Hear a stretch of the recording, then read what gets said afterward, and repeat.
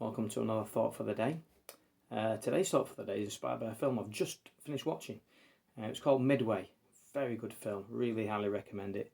It's a war film. I seem to be getting into my war films these days. Really enjoying them. And it's about the Americans fighting against the Japanese after Pearl Harbor, when they joined World War II.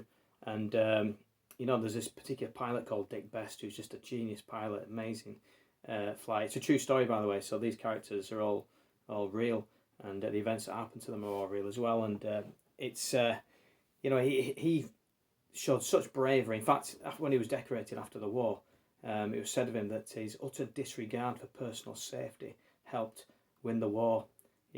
And he just flew like the mission was more important than himself, which was a real testament. I think that's something we can take on board as well. And it wasn't like he was just a maverick or didn't really have much to live for. He had a wife and a child back at base, and had a rear gunner in the back of his plane. So it was important. Life was important to him, but he still flew so bravely and bombed the aircraft carriers of the Japanese in the Pacific Ocean.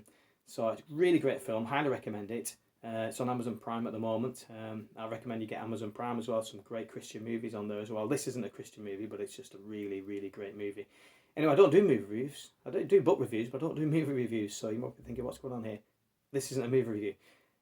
What I want to talk about today is taking off, because there's one scene in the movie where Dick Best is taking off from the aircraft carrier, and he almost ends up landing in the ocean. He just manages to pull up in time, having skirted the ocean waves, and he quickly shouts, abort to the next plane. But unfortunately, the next plane doesn't manage to take off.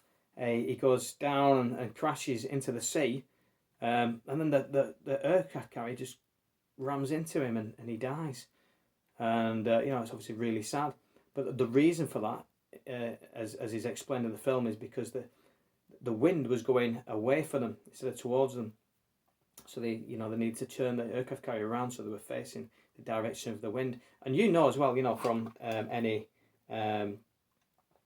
airports, they have a windsock, don't they? And that windsock tells you which direction the wind's blowing in. If the wind changes direction, the planes all take off in the opposite direction, because they have to get the plane in line with the wind, because it's not the force of the plane going forward that lifts it, it's the force of the air over the wings, and the direction of the wind helps with that. So the wind goes over the wings and it gives it that uplift, and up it goes.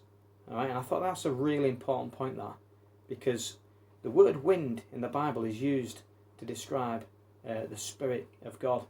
In creation, Ruach Elohim is used to describe the Spirit of God hovering over the waters at creation.